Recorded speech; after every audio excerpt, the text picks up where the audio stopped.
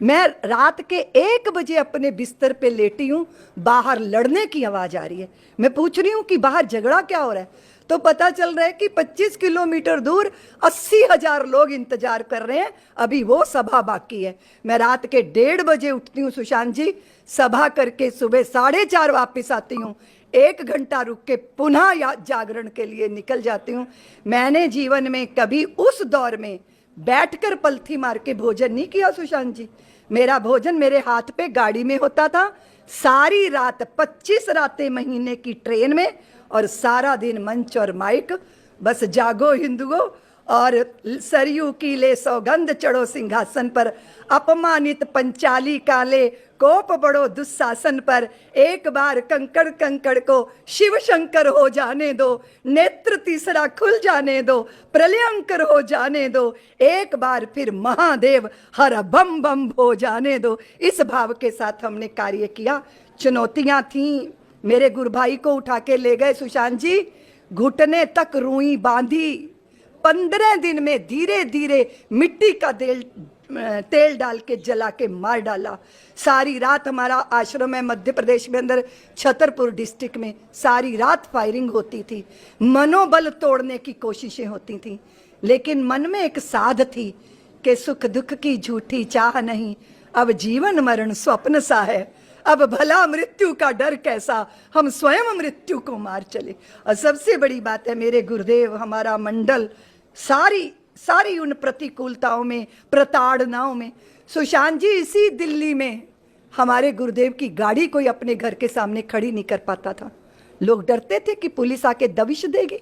मैंने स्टेशनों पे रातें काटी, बस अड्डों में कंबल ओढ़ के बैठी रही, भिखारियों के बीच में, खेतों में जो ट्यूबवेल होते हैं ना, छोटा सा ट्यूबवेल का कमरा बना होता है, वहाँ रातें काटती थी।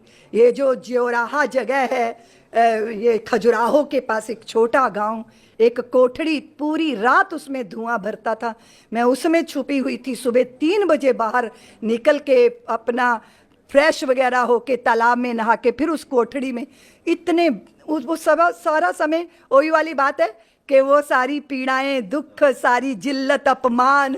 और मैं बता रही थी सुशांत जी, सारी दुनिया में मुसलमान, आप तो मालूम है जब लंदन से मैं लौटी थी, आपने मेरे से बात की थी, पूरे भारत ने उसको, भारत ने नहीं पूरे विश्व ने उसको सुना था जब आप मुझसे बात कर रहे थे। जहाँ चली जाती हूँ वहीं यही तमाशा, जैसे मैं संसार की सबसे बड़ी आतंकवादी, अपनी बात को कहना, सच को कहना, अपने अधिकार के लिए लड़ना कोई पाप नहीं होता। हर लोकतंत्र की व्यवस्था हर व्यक्ति को ये जो है अधिकार देती है, पर क्योंकि इस तरह चंद लोग हैं जो इस तरह परेशान करते हैं।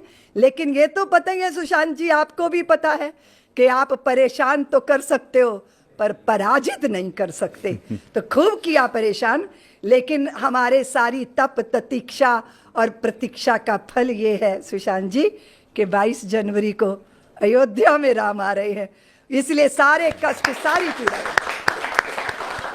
लेकिन उस वक्त कोई ऐसा वाकया आपको याद आता है जो आपको लगा कि बहुत मुश्किल है, ये मैं कैसे कर पाऊंगी, इस आंदोलन को कैसे आगे ले जा पाऊंगी, जब आप थोड़ा निराश हो गई, टूट गई, कुछ ऐसा भी हुआ? वो जब आंदोलन, जब ढांचा गिर गया, उसके बाद सरकारें बनी, बिगड़ी, फिर उसके बाद उसके प्रति इतनी चुप्पी और इतनी उपेक्षा, वो पीड़ादायक था। शारीरिक कष्ट कुछ नहीं होते सुशांत जी।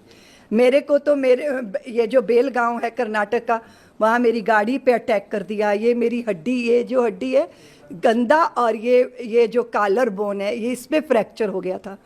मेरी पूरी गाड़ी को मतलब पुलिस ने जानबूझकर ऐसी बस्ती में डाल दिया जो राम जी का नाम भी नहीं सुनना चाहते, और उन्होंने गाड़ी के आगे पत्थर रख के मेरी गाड़ी रोक ली और पत्थरों का इतना पथराव किया कि पूरा जो गाड़ी का कांच था टूट के मेरी आंखों में भर गया। मेरे साथ जो थे उन्होंने मेरा सिर नीचे कर दिया तो मेरा सिर बच गया, लेकिन बहुत जगह जगह फ्रैक्चर हुए। वो रात ऐसी थी सुशांत जी, जिधर जा रहे थे उधर आग लगी हुई, कहीं रुकने, बचने, ठहरने की जगह नहीं थी। पर ईश्वर ने रक्षा की। जिसके सिर पर हो तुम स्वामी, सो दुख कैसा पाए। हमने शारीरिक कष्ट झेले सुशांत जी, अपमान झेले, प्रताड़ना झेली, गंदी गंदी स्टोरी मेरे लिए छाप के लोगों ने चरित्र हनन करने की कोशिशें की, लेकिन मैं मनसा वाचा कर्मणा एक, हम एक ही बात चाहते हैं, हमारे राम जी का स्थान हमें मिल जाए।